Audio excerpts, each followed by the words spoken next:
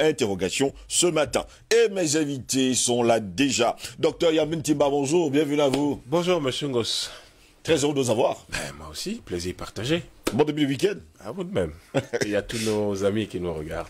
À ma gauche, Albert Anatoly ici, bonjour, bienvenue à vous. Bonjour Steve Longos.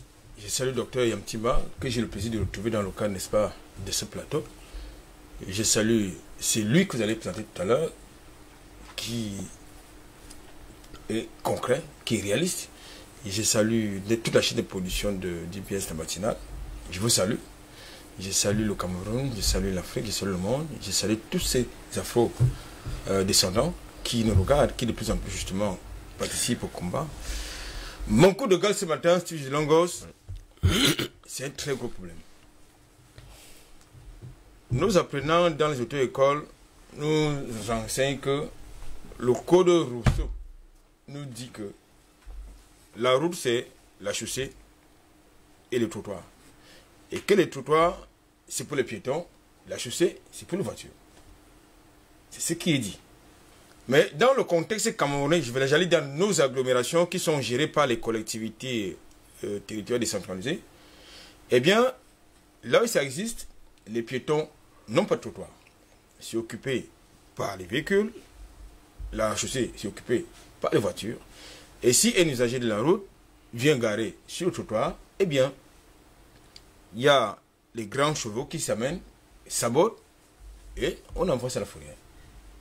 Alors, la question c'est de savoir, finalement, où se trouve la place du piéton sur une route et où se trouve véritablement la place des véhicules sur une chaussée. C'est une question fondamentale. Parce que c'est un constat que j'ai fait, qu'il soit un produit exécutif, un produit du législatif ou du judiciaire, chacun là où se trouve, au lieu de travailler dans l'intérêt général, il travaille dans l'intérêt individuel tout en créant des sources de conflit. Parce que c'est un constat que j'ai fait. C'est-à-dire, chacun, dans son cadre, dans son espace de pouvoir, crée plutôt des sources de conflit. Et je pense qu'un jour, ça va sauter.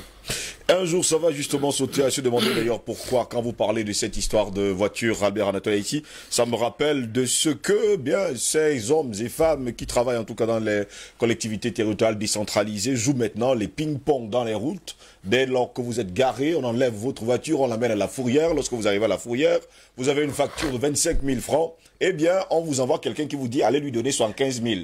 On se demande bien. Je voulais quand même vous rappeler que très souvent, ces routes ne sont pas matérialisées. Là où ça existe, les routes, bien sûr, c'est pas matérialisé. On ne sait pas où est le parking, où on doit garer. On ne sait absolument rien. Où est la signalisation? Où est la signalisation? Mais pendant ce temps, il y a quand même certaines personnes qui veulent avoir 5 000 francs à 10 000 francs chaque matin. Et s'ils font ça pendant 10 voitures, ça fait beaucoup d'argent. Et ils ne choisissent pas n'importe quelle voiture. Et pas n'importe quelle voiture. Allez savoir. Paul est là, bonjour, bienvenue à vous. Bonjour, bonjour, bonjour à mes très chers amis et frères sur ce plateau. Oui.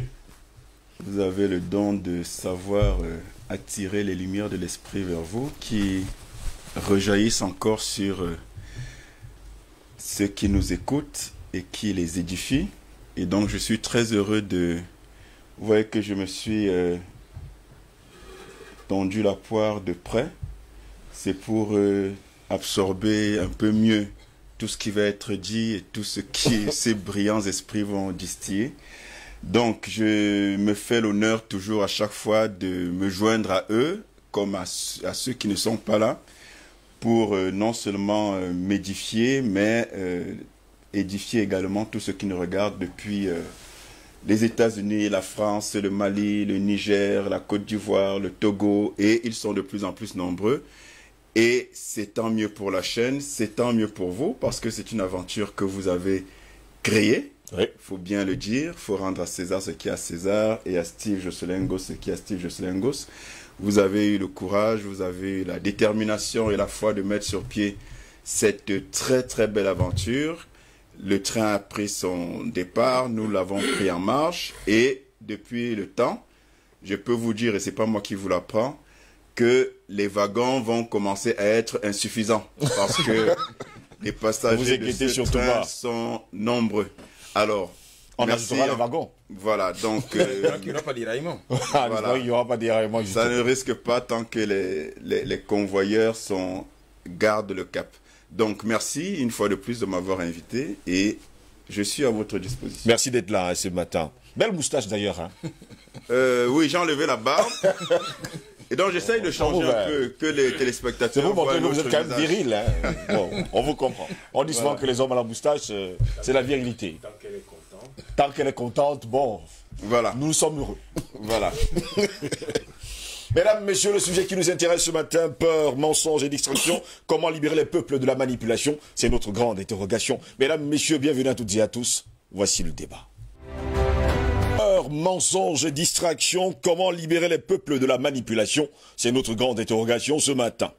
Lorsque l'on cherche des techniques de manipulation sur Internet, on tombera forcément sur les 10 techniques de manipulation de masse dont l'auteur original reste un mystère. Certaines pistes proviendraient d'un document datant de 1979, retrouvé par un employé de Boeing dans un photocopieur acheté à une vente de surplus militaire à la base aérienne de McCord aux États-Unis d'Amérique.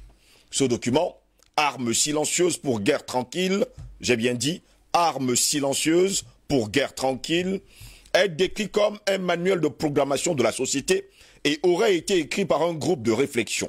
On peut considérer que ces stratégies sont sans doute appliquées dans les pays occidentaux depuis plus de 80 ans et sur le continent africain, eh bien depuis le début des années 60 et l'arrivée de la radio et de la télévision dans divers pays africains. Eh bien, parlons de cette technique de manipulation. La première, divertir le peuple. Tout est dans la définition du mot divertir. Il signifie autant amuser une personne que détourner son attention de ses préoccupations habituelles. La stratégie de la diversion est sans doute la technique la plus utilisée pour contrôler la société, pour contrôler les masses. La technique consistant à attirer et à capter l'attention du peuple avec des futilités pour éviter qu'il voit et réfléchisse sur des problèmes importants, sur des changements, des évolutions souhaitées ou opérées en douce. Cela va même plus loin en cherchant à empêcher le public à trop s'intéresser à des connaissances essentielles comme la science, l'économie, la psychologie et bien d'autres encore, et éviter ainsi qu'il en sache plus que ce qu'il devrait. Aujourd'hui, nous sommes inondés d'informations avec la télévision, la radio, la presse et les nouvelles technologies de l'information et de la communication. Nous devons faire face à une multitude de stimuli futiles et ludiques qui monopolisent et captivent nos sens et notre attention. Ainsi, cette musique et ce bavardage incessant empêchent tout simplement de penser mieux, de penser bien, d'y réfléchir et de se poser de bonnes questions. La seconde, c'est créer des problèmes pour offrir des soi-disant solutions. Oui, mesdames, messieurs. Cette technique de manipulation est relativement basique. Elle consiste à créer le problème pour susciter une réaction et inciter le peuple à demander la solution. L'avantage dans ce cas précis est que c'est le peuple lui-même qui demande et accepte la mise en place d'une solution. Imaginons que vous souhaitiez mettre en place des lois sécuritaires et donc liberticides, créer de l'insécurité et le peuple demandera plus de sécurité, quitte à accepter moins de liberté. Regardez tout simplement avec ce qui se passe avec le Covid-19. Créer une crise économique et le peuple demandera à être rassuré, quitte à accepter un recul de ses droits sociaux. Un autre avantage de cette technique est d'avoir l'opportunité pour le manipulateur de se faire passer pour un sauveur. Oui, à tous les coups, c'est à cela que les grands du monde jouent. Ils vous jouent comme étant ceux-là qui vont vous sauver. Pourtant, ce sont eux qui sont en train de vous enfoncer davantage. La troisième, avancer à petits pas. Comment faire accepter l'inacceptable à une masse? Eh bien, mesdames, messieurs, simplement en y allant progressivement. Oui, vous l'avez compris, petit à petit et en prenant le temps s'il le faut. Il est effectivement plus facile de faire accepter par le peuple un licenciement de 100 personnes par an pendant 5 ans plutôt que 500 personnes d'un coup. C'est ce qu'on fait tous les jours d'ailleurs dans les entreprises. D'ailleurs, il y a encore quelques heures, ou alors quelques jours, Albert Anatola ici parlait encore de ce barrage de Nastigal. On joue à pile ou face, pourtant, tout est arrangé pour que cela arrive ainsi. Surtout si le peuple n'est pas au courant du but final, qui est de licencier les 500 personnes. Un changement brutal se fait au risque d'une révolution. Un changement progressif passe mieux et peut même passer inaperçu. Le passage en France à une économie libérale s'est fait sur une période de 10 ans au moins. Et les Français ne l'ont même pas su. Allez savoir pourquoi. Cette technique du petit pas ressemble à la technique du pied dans la porte qui consiste d'abord à faire une demande peu coûteuse au début pour que la personne s'engage et ensuite à demander plus. Un phénomène d'engagement se crée et souvent la personne acceptera alors de donner plus. La technique de la porte au nez est une variante qui consiste à exagérer et demander d'abord beaucoup, puis de se raviser pour faire une demande plus sérieuse et surtout abordable. La quatrième, c'est décider aujourd'hui et appliquer demain. On vous fait des promesses aujourd'hui, parfois des promesses qui ne seront pas tenues demain. Il est plus facile de faire accepter aujourd'hui une mesure impopulaire si l'application de celle-ci est prévue pour plus tard. En clair, le peuple accepte plus facilement un sacrifice futur qu'un sacrifice immédiat. En effet, le peuple ne peut s'empêcher de croire que demain sera meilleur et que d'ici là, la mesure ne sera sans doute pas appliquée. L'avantage, il faut le dire, de cette technique est qu'elle laisse du temps au peuple pour se faire à l'idée du sacrifice nécessaire et de l'accepter avec résignation le moment venu. Et la cinquième pour terminer, on vous fait parler comme des enfants. Oui, c'est ce qu'on fait. On vous fait parler comme à des enfants. Cette technique fait appel à la suggestibilité. Lorsque l'on parle à une personne adulte en utilisant un ton et un discours comme si elle était un enfant, alors la personne adulte peut inconsciemment, dans certains cas, se comporter et réagir comme un enfant. En fait, les politiques, les chefs d'État et toute la grande masse, il faut le dire comme ça, qui est à la tête des États, prend souvent l'initiative de parler à leur peuple comme s'ils parlaient à des enfants. En fait, c'est eux les pères et le peuple, c'est tout simplement les enfants. En effet, si l'on vous parle comme à un enfant, on vous suggère implicitement que vous en êtes un. Et un enfant n'a que peu d'esprit critique. On vous fait donc comprendre, sans le dire, que le sujet est trop compliqué pour vous, cas du Covid-19. Que vous ne pouvez pas comprendre. Que vous feriez mieux de faire confiance et laisser les grands décider pour vous. Beaucoup d'hommes politiques commencent leurs argumentaires par « laissez-moi vous expliquer ». C'est leur terme. Au point que quelquefois, on a l'impression d'être pris pour un débile mental. Par ailleurs, la publicité utilise énormément ce ton infantilisant et cherche ainsi à vous ôter tout sens critique. Lorsque vous regardez une publicité, eh bien, on vous parle comme à des enfants.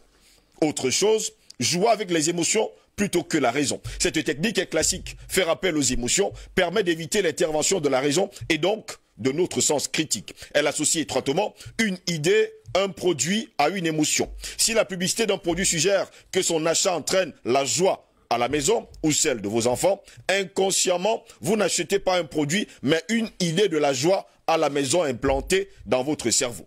En effet, en ce moment-là, les émotions sont la porte d'entrée à notre inconscient et donc à nos désirs, à nos pulsions, à nos comportements inconscients. Et ainsi, mesdames, messieurs, l'une des choses qu'ils font pour terminer, c'est vous maintenir totalement et entièrement dans l'ignorance. Le moins on en sait, le moins on est susceptible de se poser des questions et de remettre en cause l'ordre établi. Eh bien, mesdames, messieurs, l'objectif est donc de faire en sorte que le peuple, et notamment les classes inférieures, soient incapables de comprendre les techniques, les technologies et les méthodes utilisées pour les maintenir sous contrôle, voire dans l'esclavage. Le maintien de cette ignorance aurait donc aussi pour but de maintenir un fossé d'ignorance ou une incompréhension qui isolerait les classes inférieures des classes supérieures régentes et surtout régnantes.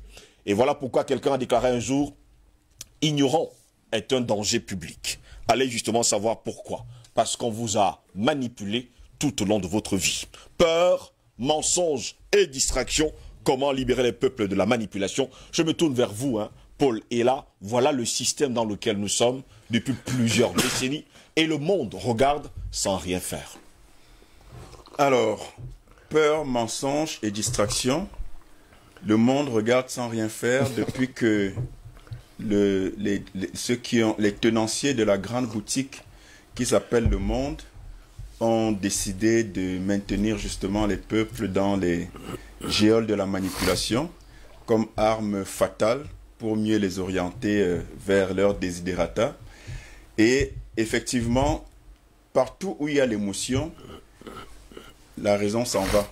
Oui. Donc l'émotion, c'est l'ennemi de la raison. Et la peur, le mensonge et la distraction ont en réalité un impact direct sur l'émotion pour toujours qu'elle prenne de l'ampleur et que comme ça, donc, la raison puisse s'amenuiser et que les êtres humains qui deviendraient donc de façon systématique des êtres purement et essentiellement émotifs ne puissent plus avoir la moindre capacité à raisonner, le moindre sens critique et qu'ils ne se remettent jamais en cause ni en question et que du coup, ils gobent, ils avalent et ils plébiscitent tout ce qui leur est imposé et en fond de ce qui justement leur est imposé, leur pensée propre, comme si en réalité pensaient par eux-mêmes alors qu'ils ne sont que victimes d'une manipulation, d'une machination à haute échelle dont ils ne maîtrisent nul et pas du tout les méandres. La peur. La peur, en fait, c'est une arme extraordinaire. Et vous vous rendrez compte que aussi bien la peur, le mensonge et la distraction, tous ont pour ressort l'émotion. Et donc, actionner le levier émotionnel, en réalité, c'est maintenir, embrigader les peuples. Et donc leur faire accepter, leur faire subir, parfois, souvent de façon docile, tout et n'importe quoi, ce tout et n'importe quoi que finalement, malgré le fait que ce soit à l'encontre et contre les intérêts des peuples, ces peuples en redemandent.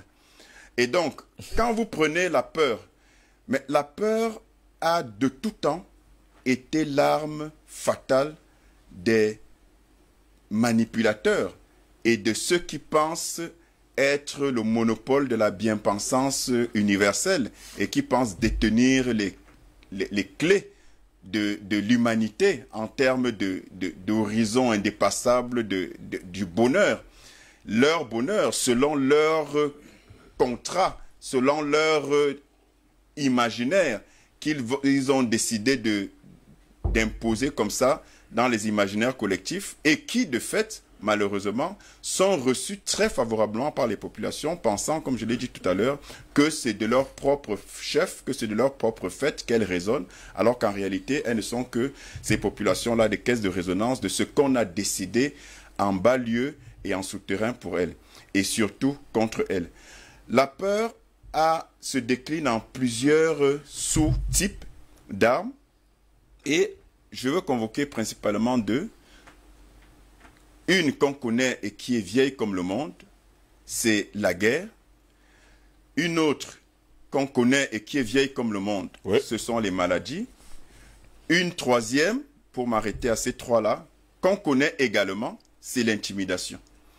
Alors, de tout temps, les guerres ont été le moyen de s'aimer la panique, de s'aimer la zizanie. Et vous savez comme moi que la meilleure façon d'imposer une loi, d'imposer sa loi, d'imposer sa vision du monde et de faire régner donc l'hégémonie de façon perpétuelle, c'est le chaos. Dans une situation de chaos, on est prêt à s'accrocher à tout, à n'importe quoi. Ce n'est pas moi qui l'ai dit. Vous avez cité l'auteur dernièrement. Quand on est en train de se noyer, on peut s'accrocher même à un serpent. Même à un serpent. Voilà. Gustave Frédéric Godin l'a dit. Il faut voilà, il l'a repris, mais l'auteur même, je pense que c'est un auteur anglais. Et donc, vous vous rendez compte que le chaos est la base de tout pour faire imposer n'importe quoi. Et donc, la guerre, dès que vous entendez des bruits de bottes, dès que vous entendez des coups de canon, la première chose, c'est quoi? C'est de se coucher sous son lit, c'est de voir sa vie s'arrêter, et vous êtes prêt à tout pour demander que la guerre s'arrête. Et donc, on a vu ça un peu partout. On a vu que ce soit un peu moins loin, de façon moins lointaine, la Première Guerre mondiale, la Deuxième Guerre mondiale, on a vu la guerre des sécessions, on a vu les guerres en Afrique, les guerres d'indépendance. Et jusqu'à présent, on observe bien que la guerre est toujours un moyen d'asservissement des peuples et de préservation des privilèges des oligarques.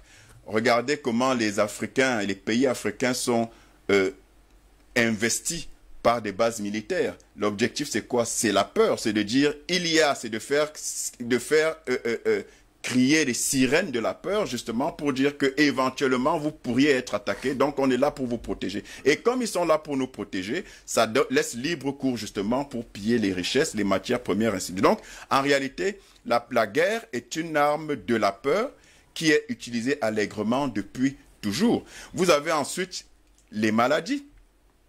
Les maladies, mais quand vous êtes malade, dès qu'on vous dit voici le médicament, surtout si vous êtes à l'article de la mort, mais vous allez sauter sur ce médicament-là. Et ce médicament-là, justement, dans la société mondiale que nous vivons aujourd'hui, ça peut être justement votre poison. C'est-à-dire qu'on va vous présenter le médicament comme la solution ultime pour survivre, alors qu'en réalité, c'est pour vous achever. Et les cas sont légion. Quand j'ai cité la guerre et les maladies, regardez très bien, quand on parle de l'industrie de la guerre, quand on parle du business de la guerre, quand on vous parle de la National Rifle Association aux États-Unis, donc le lobby des armes aux États-Unis, c'est l'un des lobbies les plus puissants de la planète. Quand on vous dit que pendant les périodes où les présidents américains étaient des vats en guerre, comme sous Obama, comme sous George W. Bush et les autres, vous vous rendez bien compte que les États-Unis ont fait des chiffres d'affaires à l'international comme jamais auparavant. Sous ces présidents vats en guerre là. Vous vous rendez compte que la guerre, c'est un business extrêmement lucratif. Et donc que c'est un moyen d'asservissement, de distillation de la peur, mais en fin de compte, parce que c'est la finalité, de génération de revenus à des échelles incroyables. Quand vous prenez les maladies, aujourd'hui on a le Covid-19. La maladie, le Covid-19, comme la peste noire, comme le choléra, comme le paludisme, comme toutes les autres maladies, ont quoi en commun? Elles ont ceci en commun que ça distille la peur. Et quand vous êtes malade, je l'ai dit tout à l'heure, vous êtes prêt à tout pour guérir. Regardez tout ce qui se passe autour du Covid. Regardez la panique. Et la peur a aussi un objectif, c'est d'annihiler complètement la capacité de réflexion, la capacité de projection. Dès que vous avez peur, vous ne réfléchissez pas. Quand vous avez peur, vous êtes paralysé, pas que physiquement, vous êtes paralysé, vos neurones sont paralysés, vous êtes paralysé psychologiquement, physiquement, et vous êtes donc prêt à tout, à accepter tout et n'importe quoi pour que vous soyez libéré. Et on voit précisément ça dans la crise sanitaire qu'on vit aujourd'hui. C'est-à-dire que quand vous voyez des gens porter des masques, libre à eux. Je ne veux pas m'ériger en contre-mesure barrière. Mais quand vous voyez des gens porter les masques, demandez-leur pourquoi ils portent les masques. Qu'est-ce qu'ils vont vous dire? Ils vont vous dire, on nous a demandé de porter les masques. Ouais. La peur empêche de réfléchir et la peur expose à l'acceptation de toutes les premières solutions, fussent-elles nocives et dangereuses pour soi-même. Quand vous voyez des gens se saluer en se tenant le coude, soit le coude, soit le poignet. Vous leur demandez, est-ce que le virus n'est que dans la main, et une fois que vous fermez, dans la paume de main, et une fois que vous fermez, il n'est pas là. Ils ne vous répondent pas parce qu'ils ne savent pas. Pourquoi ils le font? Parce qu'on leur a dit qu'il faut Donc en réalité, la peur rend servile, la peur rend vil même, la peur rend tout simplement esclave. Merci, parce que c'est l'expression. Et donc vous avez également le troisième point dans cette peur-là, vous avez l'intimidation. L'intimidation également, c'est vieux comme le monde. L'intimidation, c'est de vous dire, faites attention, si vous continuez dans cette voie, ceci va arriver, ça va jusqu'au meurtre, jusqu'aux assassinats. Vous n'avez qu'à regarder ce qui est arrivé aux présidents américains, les 4 qui ont été tués, en commençant par Abraham Lincoln jusqu'à John Fitzgerald Kennedy, et les 2 autres au milieu. Vous vous rendez bien compte que c'était les assassinats de ces présidents-là. Vous rendez compte qu'ils ont tous quelque chose en commun. C'est des présidents qui s'étaient opposés à une certaine haute finance internationale qui avait des plans bien précis. Oui. Et tous ont été assassinés. Mais ils ont été assassinés pourquoi? Pourquoi? Pour servir d'exemple à ceux qui oseraient refaire la même chose. On a vu ça en Afrique avec tous les nationalistes à l'époque des indépendances. Vous avez Patrice Emery Lumumba, vous avez Thomas Sankara, vous avez tous les nationalistes. Vous avez récemment encore Kadhafi. Vous avez, quand ce ne sont pas des assassinats, ce sont des humiliations. Dès que vous avez des velléités de liberté et de réclamation légitime de ces libertés-là, on a vu l'humiliation avec Laurent Gbagbo. Et donc, l'intimidation consiste à montrer aux autres l'exemple de ce que vous ne devrez pas suivre, ce que vous ne devrez pas faire pour éviter que le pire vous arrive. Après, vous avez le mensonge. Alors, le mensonge, j'ai envie de dire, c'est le grand prêtre, en fait, c'est le grand prêtre de tout ce qui s'habille en robe bleue. Exactement. Et en tout cas, qui avance vers vous de la façon la plus insidieuse, de la façon la plus subtile, et qui, justement, c'est le loup, en fait, qui a bien en peau d'agneau, le mensonge. Parce que Joseph Goebbels l'avait dit, plus le mensonge est gros, plus il passe. Oui. Et donc, finalement, vous vous rendez compte que les populations, justement, du fait de la manipulation, se retrouvent en train de croire tout, et surtout n'importe quoi, du moment où c'est justement l'inacceptable qui devient l'acceptable, l'inadmissible qui devient l'admissible, parce que justement, c'est tellement gros qu'on se dit non, ils ne peuvent pas mentir jusqu'à ce niveau. Même si, c'est vrai, c'est gros, mais ce n'est pas possible qu'on arrive à mentir jusqu'à ce niveau, donc c'est forcément vrai. Et donc, dans le mensonge, vous avez des canaux. Les principaux canaux du mensonge, c'est les livres scolaires, c'est les médias, on les appelle désormais les merdias, et c'est les politiques.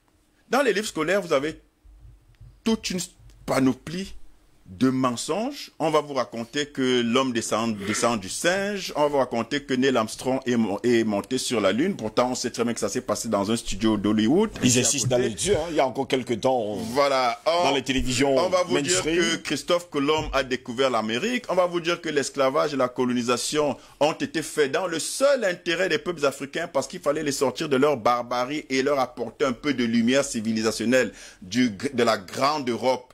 Des Lumières, on va vous raconter tout et n'importe quoi, et parce que c'est dans les livres, et parce que l'esprit des enfants est ouvert à tout, on va le gober, on va le recevoir.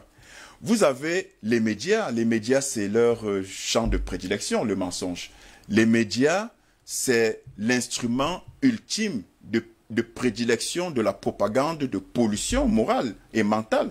Les médias vous disent tout et n'importe quoi, et les gens sont tellement embrigadés que quand vous demandez maintenant comment vous savez ce que vous dites là, parce que les gens vous parlent d'autorité comme si c'était venant d'eux-mêmes, ils vont vous dire non, mais tu n'as pas suivi, il y a tel média qui a dit ça. Non, quand même, le journaliste tel a dit ceci, le journaliste tel a dit cela. N'oubliez pas que vous, journaliste, tu es très adulé, tu es très aimé, tu es très regardé. Mais je peux te dire que si tu ne fais pas attention, tu tomberas dans le piège et la tentation de gourou. Tu deviendras un gourou, oui, parce que on a dit, c'est quand même Steve Joselengos qui a dit, oui. Parce que justement, omnibulé par ton aura, par ta qualité de prestation, il suffit que tu dises une chose et ça devient parole d'évangile. Voilà comment, en fait, on formate les esprits et qu'on les embrigade et qu'on les oriente vers l'abattoir, tels des agneaux qui n'ont rien à dire, et c'est l'agneau qui va vers l'abattoir, mais qui est heureux d'aller vers l'abattoir et qui en redemande de cet abattoir-là. C'est ça la population et c'est ça les conséquences de la manipulation. Et donc, vous avez enfin le troisième point, donc la distraction. La distraction, c'est partout. La distraction prend tellement de formes. La distraction, c'est vos problèmes de tous les jours. On s'arrange à ce que vous ayez le maximum de problèmes. On vous crée des problèmes. On vous crée des problèmes artificiels. Espérant vous trouver des solutions alors que vous n'en aurez jamais. Ça sera les impôts, une nouvelle taxe, un nouvel impôt. Ça sera pendant que vous passez... La location qui a augmenté. Exactement. L'eau et l'électricité. Exactement. Tout ça, ça rentre dans la distraction. Quand on vous parle de distraction, c'est quoi? C'est vous détourner de l'objectif. C'est faire diversion. Quand vous parlez par exemple aux gens, vous dites aux gens, le franc CFA, c'est quelque chose de grave pour nos économies. Ils vous disent que vraiment, je n'ai pas le temps de discuter. Moi, j'ai mes problèmes. Vraiment, je dois nourrir mes enfants. Parce que justement, on a ramené les populations et les peuples au basique. au manger, au boire, au dormir. Et dès qu'on vous affame, dès qu'on vous a soif, dès qu'on vous déloge, vous avez la seule concentration sur votre survie et non plus sur des problèmes réels qui sont à l'origine justement de tous vos malheurs. Et quand la distraction, c'est quoi? C'est pendant qu'on parle du CFA, qu'il faut absolument abolir parce que c'est une monnaie d'asservissement. Qu'est-ce qui se passe pour vous distraire, cher Steve? La BEAC annonce de nouveaux billets, de nouvelles coupures. Ah, mais c'est très beau. Et les gens vont se distraire en disant, wow, mais les coupures là sont jolies. Alors qu'en réalité, c'est juste de la distraction. Jolies, mais en réalité, ça ne rentrera pas dans leur poche parce que justement, ces personnes sont misérées à dessein pour continuer à faire des agneaux qu'on amène à l'abattoir. Et la distraction, c'est tout ce qui est musique, sport. Vous voyez des jeunes aujourd'hui, au lieu, ils pleurent qu'ils souffrent et qu'ils n'ont pas de travail, mais tout ce qui jonche leur discussion, c'est le Barça, c'est le Real, c'est non... le Paris Saint-Germain. Le PSG, tel joueur touche tant, Eto'o touchait tant, non, c'était le plus payé, non, c'était pas lui, c'était Ibrahimovic, non, c'était Mbappé. Voilà la distraction. Et vous vous rendez compte que la distraction passe toujours par les médias, parce que c'est eux qui distillent le maximum de diversion. Et posez-vous la question de savoir pourquoi les patrons des médias, les intervenants des médias, les acteurs médiatiques et les distracteurs sont parmi les mieux payés au monde. Regardez ce que touchent les chanteurs, les rappeurs américains et tout le reste. C'est parce que dans le concept des tenants et des tenanciers, de ceux qui pensent qu'ils détiennent la pensée qu'ils veulent unique et donc qu'ils l'imposent au peuple, et ceux qui réorganisent le monde selon leurs desiderata, savent que ces gens sont extrêmement importants. Allez voir les villas et les voitures, les carrosses et toutes les richesses des chanteurs américains. On vous fait rêver. Hein. C'est pour faire rêver, c'est pour distraire. Regardez les footballeurs. Regardez les basketteurs, regardez leur train de vie. C'est justement pour faire croire de façon fallacieuse aux gens que vous pouvez aussi adhérer à cela, mais en réalité, ça les détourne de leurs vraies questions existentielles et donc ça les met dans une sorte de marasme de distraction, de diversion.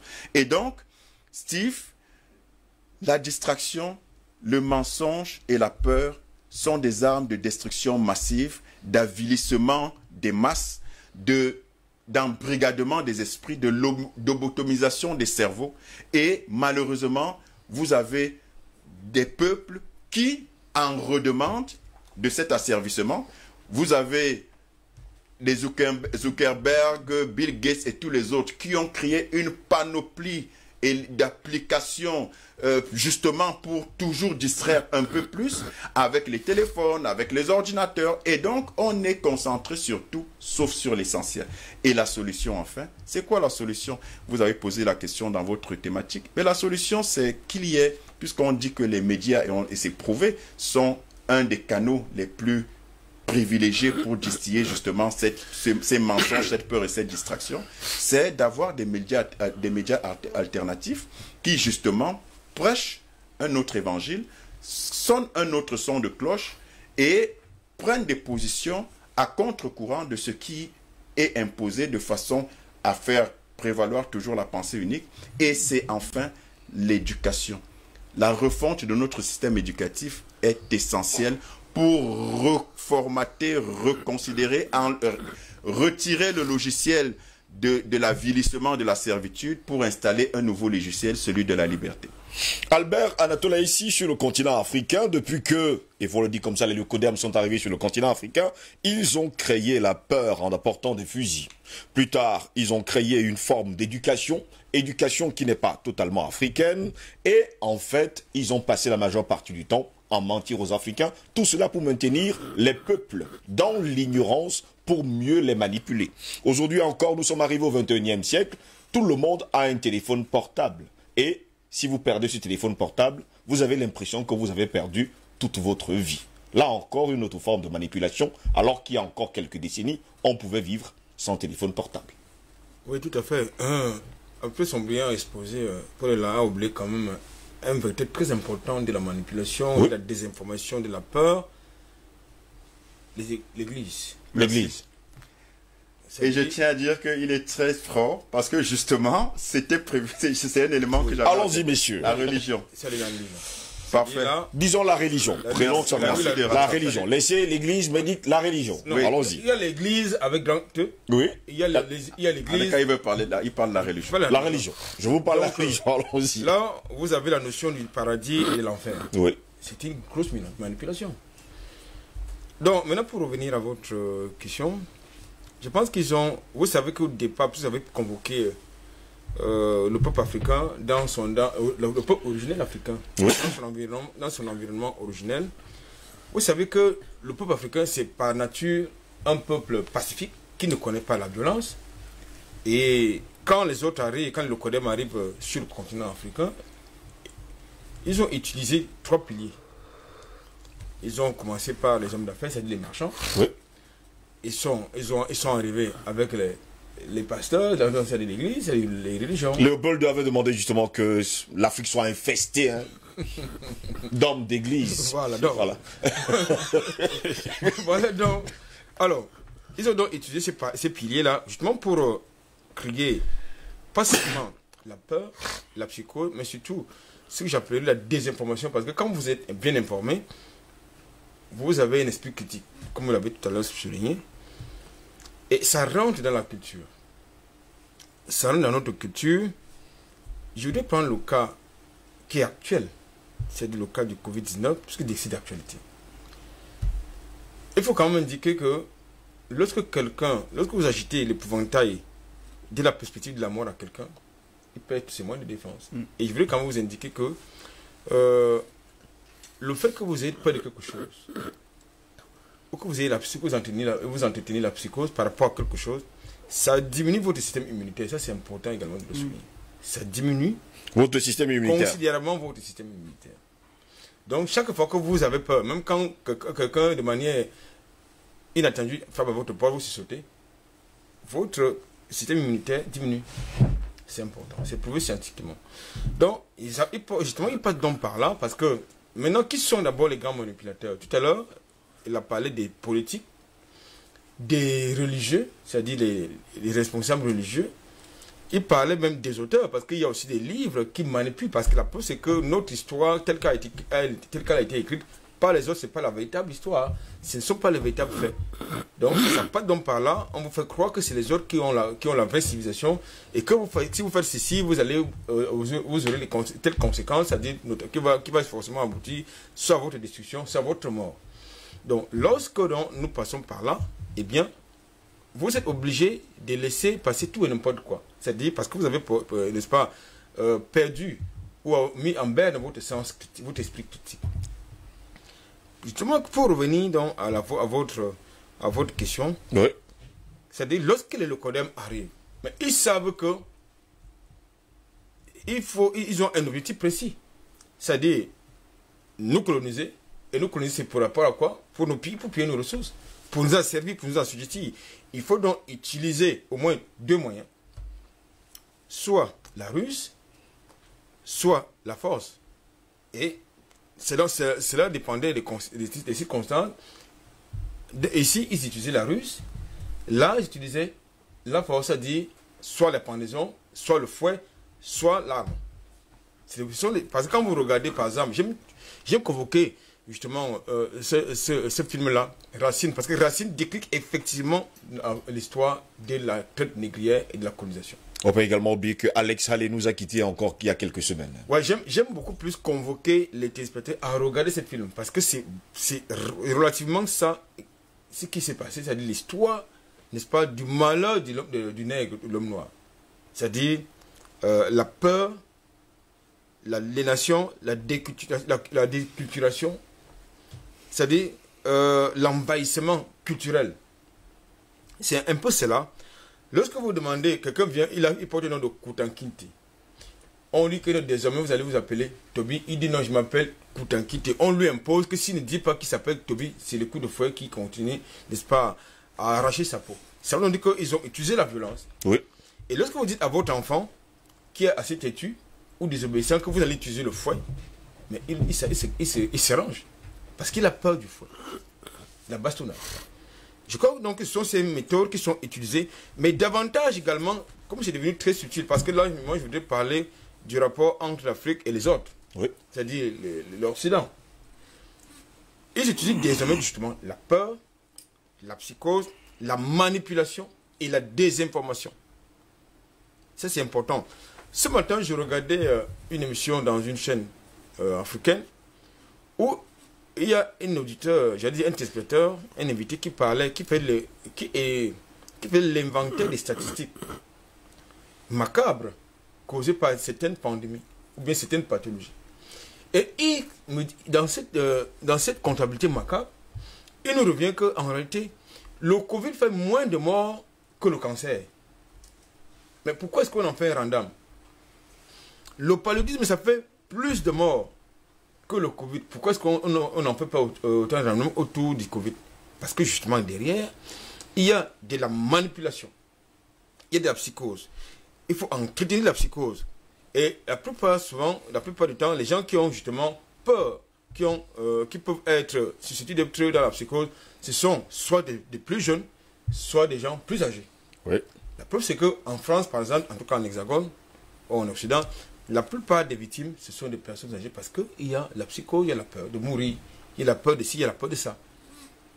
Je pense donc que, puisque nous avons une responsabilité d'éveil, j'allais dire de formation et d'éveil africain, il est important que les Africains sachent qu'ils doivent avoir et cultiver leur sens critique, c'est-à-dire qu'ils ne doivent pas avoir tout ce qui vient. C'est fondamental. Et il faut qu'ils apprennent à lire, parce qu'en réalité, tout à l'heure, il a parlé des instruments de la diversion. Oui, beaucoup de diversion, c'est-à-dire qu'en réalité, des distractions. Vous avez les réseaux sociaux, vous avez les masses médias, vous avez tout ce qui est le football, vous avez toutes ces discussions au quartier, les rencontres de football, les jeux de cartes, ce que vous voulez, ça participe de la distraction. Or, la preuve, c'est que même comme nous sommes en train, chez les matin, on se lève très tôt pour justement remplir notre engagement, vous avez certains esprits qui vous disent qu'il parle, et puis ça va changer, quoi. C'est donc ça, l'Africain. Parce qu'ils pensent que ce que nous sommes en train de faire, c'est difficile. Nous sommes en train de rien faire du tout, hein, voilà, pour certains d'ailleurs. Pour certains. Voilà. Il y a quelque temps, j'ai informé certains spectateurs qui occupent l'emprise ferroviaire que bientôt, et très, très bientôt, ils vont être déguerpis. Il y en a qui n'y croient pas du tout. Pourquoi? Parce qu'ils sont comme ça. Mais c'est quand on va vouloir, il va falloir qu'on vienne les casser. Quand le monde Qui vont se plaindre. Qui vont se plaindre. Qui n'ont pas été sommés de partir, ils n'ont pas été informés. Donc, c'est de ça qui alors qu'ils savent pertinemment que l'emprise sur laquelle ils se trouvent aujourd'hui est interdite. Voilà. Donc, je pense que voilà. Il va donc falloir, à mon sens, revenir aux fondamentaux, c'est-à-dire se réapproprier d'abord notre sens critique. Ensuite, cesser de nous alimenter dans la distraction, de baisser dans la distraction, j'allais dire, mais surtout, ne pas trop croire que c'est ce que le blanc dit qui est vrai, mais ce que le noir dit n'est pas tout exact. Merci beaucoup Albert Anatoly ici. Docteur Yamin Timba, il faut également préciser que sur le continent africain aujourd'hui, il y a énormément de distractions. Le football est devenu la meilleure de toutes les causeries. Les séries à l'eau de rose font partie du quotidien de toutes les jeunes femmes, des jeunes mamans qui sont à la maison. Et sans oublier qu'aujourd'hui, les jeunes, la majeure partie, écument d'ailleurs les boîtes de nuit, les bars, les snack bars, il faut le dire comme ça, pour ingurgiter des litres, des quantités d'ailleurs hein, de fûts, de bière. Écoutez, il y a quelque chose qui se discutait dans les années 50 et qui aujourd'hui est très vite oublié. Les gens se demandaient à quoi ressemblerait notre société d'aujourd'hui. Oui. Et l'une des conclusions, l'une des réflexions les plus intéressantes était celle d'un futurologue qui disait, de toutes les façons, en intensifiant la consommation, on arrivera à mieux contrôler les peuples. Oui. La société de consommation dans laquelle nous nous trouvons a pour objectif justement de reconstruire la fameuse société grecque de l'Antiquité. Vous avez un petit groupe d'hommes libres et puis vous avez une masse d'esclaves. Alors, quand on sait cela, on va forcément faire très attention à une discussion que Vladimir Poutine a eue avec des élèves à Sochi juste avant les Jeux Olympiques de Sochi. Dans le cadre d'un programme scientifique et d'excellence scientifique et sportive qu'il a lancé en Russie et qui s'appelle Sirius. Alors il y a une jeune femme qui lui demande à quoi est-ce qu'il s'occupe, qu'est-ce qu'il fait de son temps libre. Et il lui dit il n'a pas de temps libre. C'était un peu bizarre, quelqu'un qui n'a pas de Temps libre, oui. Il dit qu'il n'a pas de temps libre si l'adolescente le comprend dans le sens où j'ai du temps et je ne sais pas quoi faire. Donc je vais me décider spontanément, je vais sur les réseaux sociaux, je vais peut-être aller rendre visite à un ami, ou je vais aller regarder un match de foot. Non, son temps n'est pas organisé comme ça. Il a du temps dédié pour un certain nombre de choses. Et là-dedans, il a du temps pour ses amis, il a du temps pour lire, il a du temps d'abord pour diriger la Russie, mais il a aussi du temps pour discuter avec ses partenaires, avec les médias, avec tout le monde. Donc tout est organisé. En fait, dans la réponse de Poutine, ce que j'ai retenu, c'est l'idée que si vous êtes organisé, vous n'êtes pas distrait. Et la question de l'organisation est une question fondamentale, à la fois pour une vie personnelle que pour une vie collective. Aujourd'hui, la première chose à laquelle il faut faire attention, c'est que nous devons nous rassurer clairement que lorsque vous avez un peuple déstructuré, lorsque vous avez un peuple qui n'a plus de repères, lorsque la perspective historique d'un peuple a été complètement désorganisée, ce à quoi vous faites face, c'est que vous avez un peuple qui ne sait pas utiliser son temps, qui est la ressource fondamentale dont nous disposons. Oui. Mais pourquoi est-ce que je vais vous parler de temps alors que vous êtes en train de me parler de peur, de mensonges et de distraction? Parce que le temps est ce dans quoi nous logeons toutes ces choses-là. Au fond, à partir du moment où nous avons organisé le temps, à partir du moment où nous avons structuré le temps, donc à partir du moment où nous sommes organisés et structurés, en fait, notre temps ne va plus servir à tout et à n'importe quoi. Et les stimuli extérieurs qui vont nous parvenir vont à chaque fois être tamisés par cette organisation. Oui. Et c'est de cette manière uniquement que nous arriverons à ne plus nous, à ne plus nous retrouver pris dans la distraction, dans la peur ou à absorber les mensonges. Oui. La vérité est que au fond de nous, nous avons un certain nombre de dispositions strictement naturelles. Et ces dispositions sont de telle sorte que si nous sommes stimulés d'une certaine façon, nous réagissons d'une manière connue.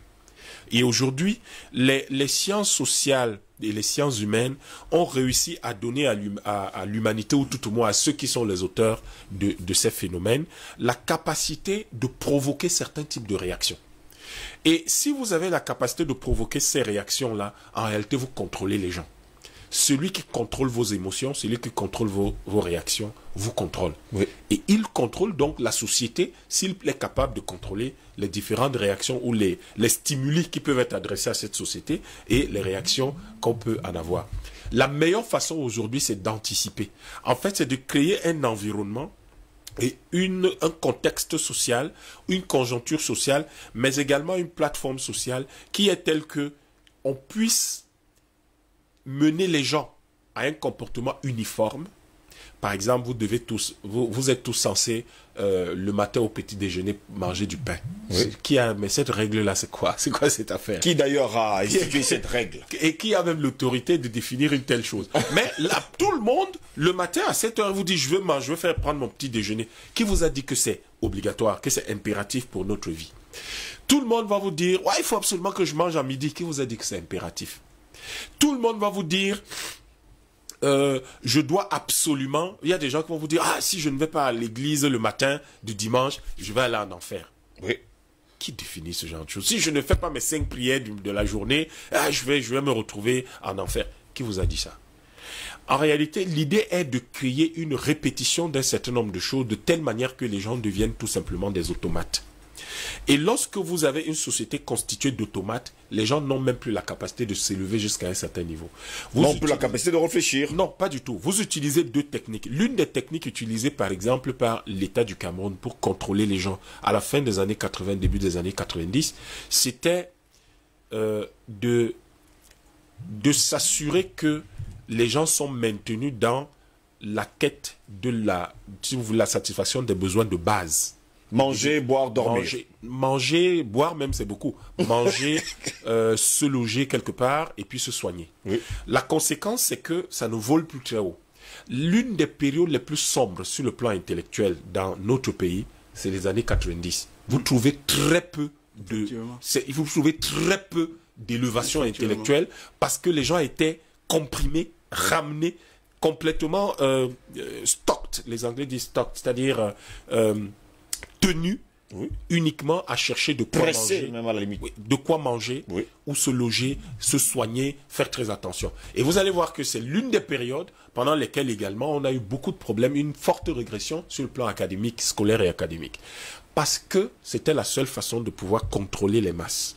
Donc, vous avez ce genre de choses qui contenaient donc à la fois, on vous a menti parce qu'on vous disait qu'il y avait une crise économique, qu'il y avait le franc CFA, il y avait eu une dévaluation et que en réalité on n'avait pas le choix, on ne pouvait que dévaluer. On vous a raconté que il y avait les vents d'Est. Je ne sais pas de quel vent d'Est on a toujours parlé dans notre pays, alors que déjà dans les années 86-88, il y avait une réorganisation politique dans ce pays et les vents d'Est, ça viendra en 89. Donc vous avez toute cette manipulation de l'esprit et des gens. On va fermer l'Institut des sciences humaines qui va faire que la connaissance profonde de notre société ne va plus être entretenue et ne sera plus à la disposition de tout le monde. Et vous aurez également un certain nombre d'éléments qui vont faire que notre société va se retrouver dans une situation de torpeur. Par exemple, il y avait des risques de guerre. Il y avait cette peur de la guerre. Les gens pensaient qu'une guerre civile allait éclater et donc on n'a pas pu voler très haut. On est toujours dans le même contexte aujourd'hui. Hein, ça n'a pas beaucoup changé et c'est la raison pour laquelle on a une constitution médiocre. Oui. On a une constitution médiocre, on a une organisation de l'État anachronique, parce qu'en fait, rien n'a vraiment changé. Vous avez l'impression que les lois coloniales sont restées, alors que la période des années 80-90 aurait dû être la période de toilettage qui nous aurait permis de construire la nouvelle République. On n'y est pas allé. Et vous allez avoir donc beaucoup de choses, comme par exemple, on va vous dire, on a dévalué le franc CFA. Le pays auquel appartient le franc CFA a fait croire aux gens qu'on n'avait plus de réserve de change, qu'on ne pouvait plus rien faire, que notre compte d'opération était vide. Qui a vérifié? Personne. Qui a vérifié? Personne. Personne ne sait réellement ce qui s'est passé, mais on a quand même dévalué. Le propriétaire a dévalué ça. Unilatéralement. Et nous avons eu des dizaines de milliers de morts dans notre pays parce que le génocide, les génocides, on va vous dire il y a eu le génocide rwandais, mais le génocide qu'il y a eu dans ce pays dans les années 90 à cause de la dévaluation du franc CFA, on n'en parle pas. On n'a même pas encore commencé à en parler. Mais il y a eu des dizaines de milliers de morts, peut-être même des centaines de milliers de morts dans ce pays parce qu'il n'y avait même pas de comprimés, les petits comprimés contre le paludisme dans les hôpitaux à cause de la dévaluation du franc CFA. Parce que dans ce pays, vous avez eu des parents qui sont morts parce que leurs enfants ne pouvaient plus aller à l'école. Vous avez eu tellement de femmes qui sont tombées dans la dépression parce que le mari ne pouvait plus assurer à la maison. Et vous avez eu la prostitution qui s'est généralisée et qui a fait qu'il y a eu des milliers, des dizaines de milliers de nos sœurs qui sont décédées de sida, décédées de maladies sexuellement transmissibles, à cause de la prostitution parce que la vie était difficile alors qu'on nous a menti sur le franc CFA et sa dévaluation. Vous êtes dans une situation où tout cela vient d'une chose simple. Encore, je vous dis, c'est la maîtrise du temps. Nous ne maîtrisons pas notre temps. C'est les autres qui décident de quel est notre temps. C'est pas nous qui avons décidé qu'à telle période, il faut dévaluer. C'est pas nous qui avons décidé qu'en 92, il y ait des élections. Donc finalement, on est manipulé à gauche et à droite. Non. En fait, si vous dites on est manipulé, ça veut dire que nous sommes dans une situation d'existence qui fait que nous sommes dans une interaction responsable avec les gens. Oui. Et quand vous êtes dans ce type d'interaction, il y a quand même un instant T où vous aviez la capacité de prendre une décision éclairée. Mais nous ne sommes pas dans cette situation. En réalité, les gens ont structuré le temps pour nous depuis près de 600 ans et ils continuent simplement. Donc c'est juste répétitif. C'est répétitif. En réalité, on vous dit en 1454, vous n'avez pas d'âme, vous êtes des esclaves depuis des millénaires. On évangélise votre cerveau, etc. Et donc finalement, à un moment donné, vous réagissez aux stimuli de la manière dont les autres veulent bien que vous réagissez. Ils vous ont conditionné. Donc aujourd'hui, vous me demandez comment est-ce que, en gros, comment est-ce que notre société fonctionne, comment elle est structurée. En fait, elle est complètement une société qui n'a pas de prise sur le temps. C'est une société qui réagit à ce qui se passe ailleurs, qui n'est pas une société qui réagit en fonction de ses propres initiatives. Jean-Marc, il a appelé cela l'initiative historique. Je n'étais pas tout à fait d'accord avec lui sur l'idée sur toute la problématique de l'initiative historique, mais le fait est qu'il avait touché un point essentiel, à savoir qu'il faut restaurer l'initiative, il faut reprendre l'initiative historique. Et quand vous dans l'expression initiative historique, vous comprendrez bien la maîtrise de l'histoire. Oui. Or, qui dit maîtrise de l'histoire dit fondamentalement, c'est pas construire les routes, c'est pas construire les autoroutes ou les universités ou les grandes maisons. Fondamentalement, c'est maîtriser le temps. Et tous ceux qui vont instiller la peur en vous, qui vont vouloir contrôler tout ce que vous faites, qui vont vouloir à un moment ou à un autre s'assurer de votre docilité, oui. Ce qu'ils contrôlent en fait, c'est votre temps. C'est le contrôle du temps. Après, si vous pouvez contrôler votre temps, vous contrôlez plus aisément l'espace. Donc, les gens nous ont simplement... Ce qui se passe, c'est qu'aujourd'hui, vous êtes... Là, je préfère parler de l'Afrique. Hein, je veux parler on parle de l'Afrique, on parle pas de l'Europe, on parle de l'Afrique entièrement. En tout cas, subsaharienne, est dans une situation de contrôle, c'est-à-dire que d'une situation où elle ne maîtrise pas le temps qui passe. Elle ne maîtrise pas son temps. Son temps est pris en otage par certains et il subit. Notre peuple suit, notre peuple subit, alors qu'en réalité, si nous reprenons les choses en main et que nous reprenons la maîtrise de notre temps, nous allons avoir de l'initiative, nous allons orienter les choses telles que nous le voulons, nous allons complètement penser la meilleure façon de construire notre pays. Et vous allez donc voir que, au fond,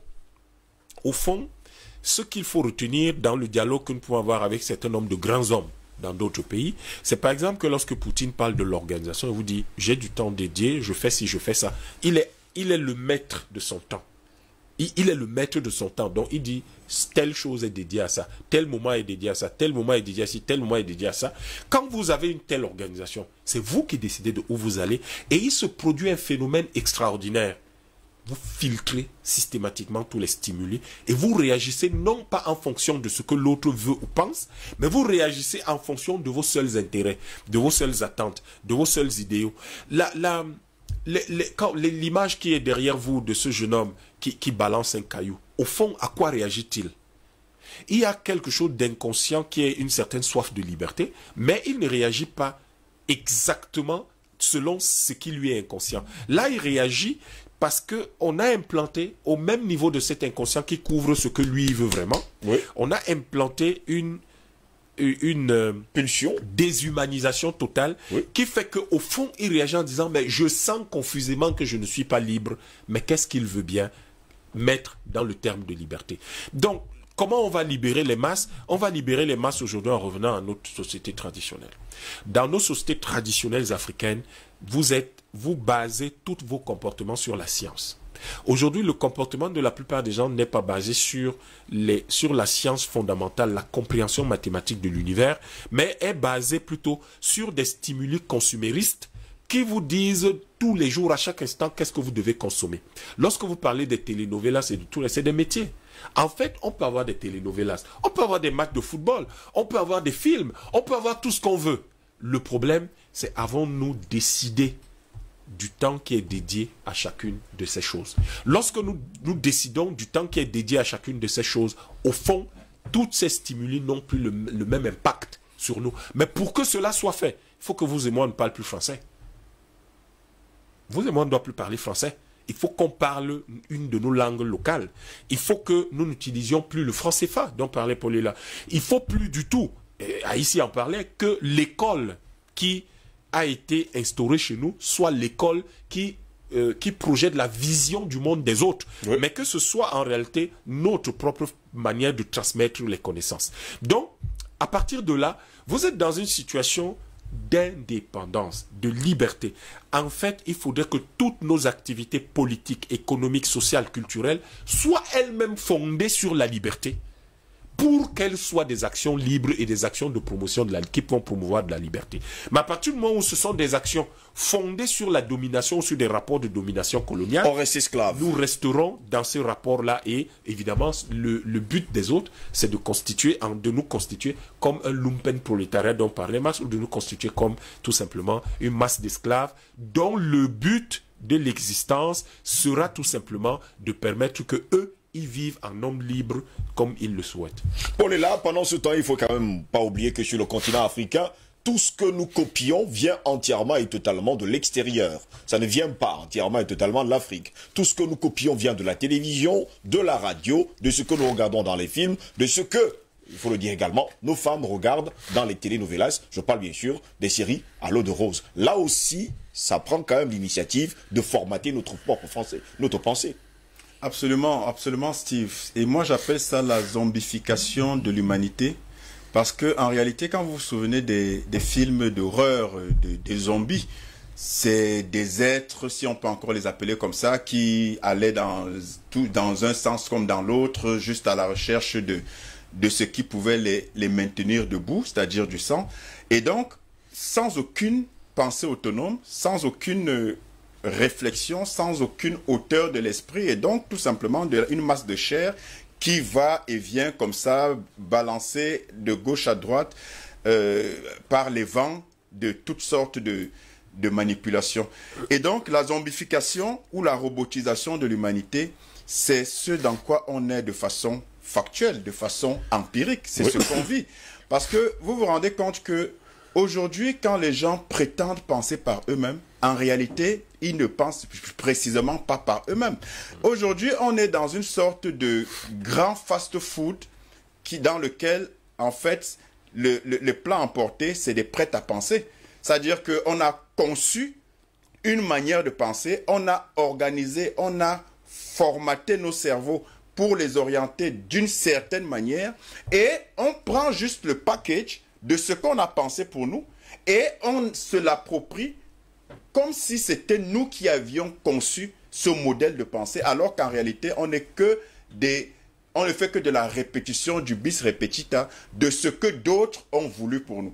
Et donc, du coup, on ne se définit plus par rapport à nos priorités, on ne se définit plus par rapport à nos valeurs, dont on ne sait même plus lesquelles elles sont. On ne se définit plus par rapport à notre culture, qui est totalement dévoyée au profit des sirènes culturelles étrangères. On ne se définit plus par rapport à nous-mêmes. On se définit par rapport à ce que d'autres ont pensé de nous et pour nous. Et on s'en accommode de façon servile. Et on raisonne comme si on raisonnait venant de nous, alors qu'en réalité, c'est un raisonnement importé. Donc, c'est ça le prêt à penser, c'est ça le fast-food de la pensée vers lequel nous tous on se rue et vers lequel en fait, lequel fast-food nous produit une pensée qu'on consomme allègrement et dont on en redemande de tout ce qui provient de ce fast-food de la pensée-là. Oui. Et donc, on est tous sauf nous-mêmes, on n'est même pas les autres, on n'est personne parce que quand vous essayez de singer l'autre, vous n'êtes pas vous-même. Mais quand vous essayez de singer l'autre, vous n'êtes pas non plus l'autre. Parce que vous ne serez jamais exactement ce que l'autre est. Et vous êtes qui? Vous n'êtes personne. Et quand vous n'êtes personne, vous êtes donc balayé par toutes sortes de vents.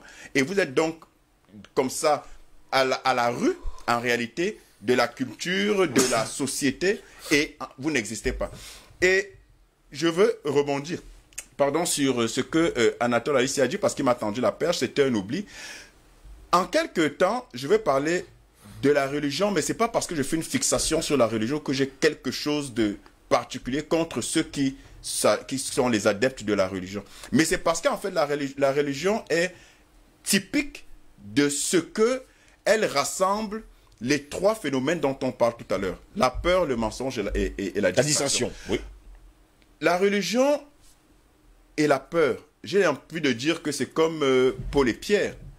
Parce que en réalité, là, je ne parle pas de spiritualité, parce qu'il y a une confusion totale et généralisée entre religion et spiritualité. C'est deux choses totalement différentes. Pendant que la religion suppose, la spiritualité sait. Pendant que la religion, c'est un contrat d'adhésion, la spiritualité, c'est un contrat synallagmatique avec l'être suprême.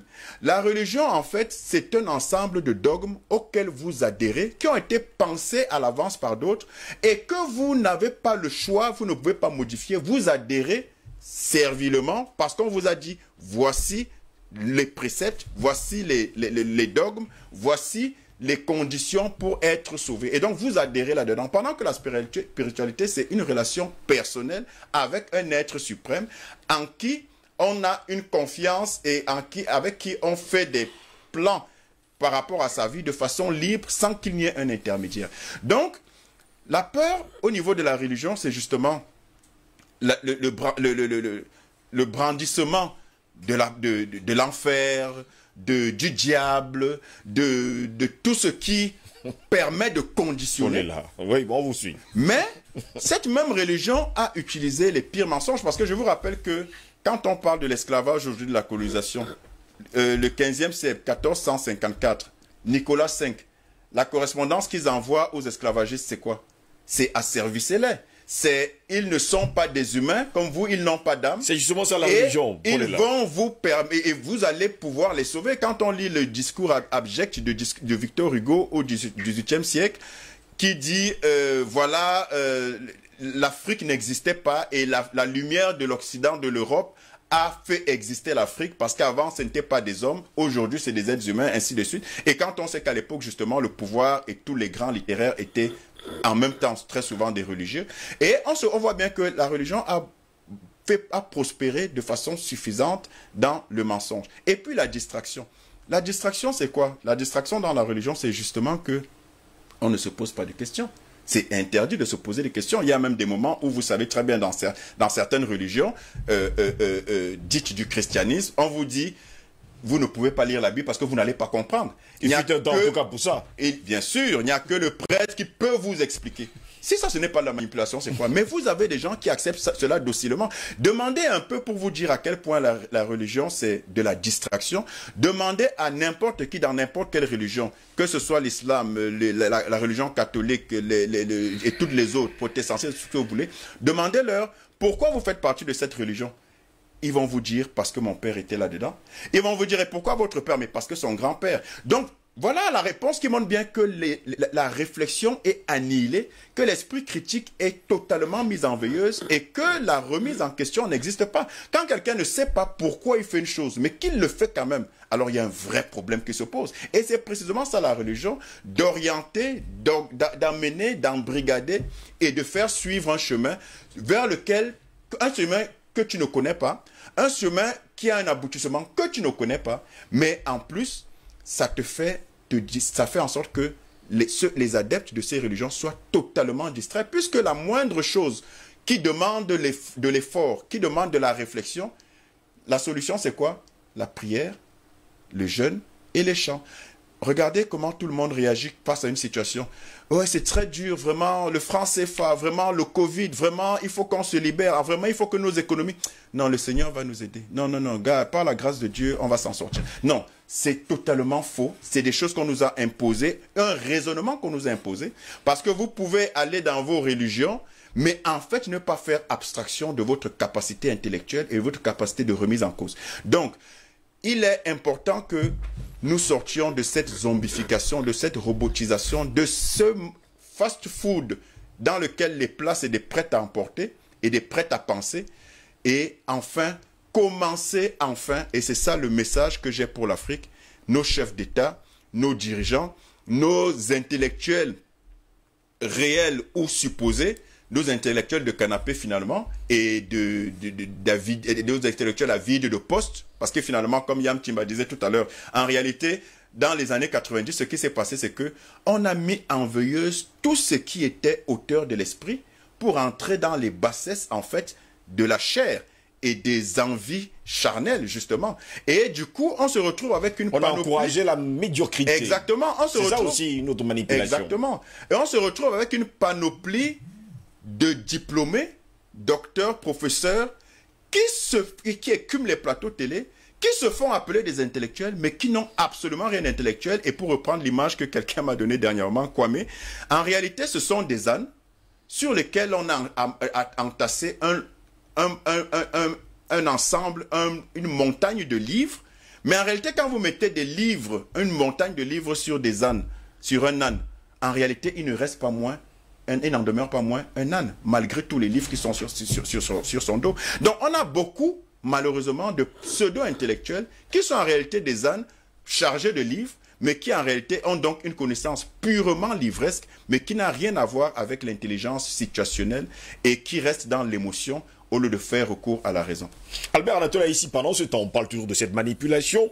Ces grandes masses, ou alors cette minorité de personnes qui gèrent le monde aujourd'hui, prend l'initiative, en tout cas, d'empêcher le public à s'intéresser, justement, à des connaissances essentielles même pour sa propre vie, pour le laisser, en tout cas, se laisser entraîner par des choses pas comme les autres. On voit d'ailleurs sur les plateaux de télévision de partis politiques qui s'insultent. Là encore, ça apporte plus de vues sur Facebook. On se retrouve avec des gens qui discutent sur des sujets banals qui n'ont rien à voir en fait avec la construction de nos nations à venir. C'est ça aussi de la manipulation. Oui, c'est à la fois de la manipulation et de la désinformation. Écoutez, moi j'apprécie la chute de...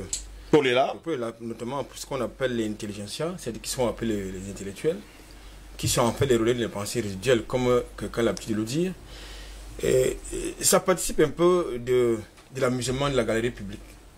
Pourquoi? Parce que, écoutez, le bourreau, si le bourreau peut vous accorder quelque chose, c'est tout sur la liberté. oui.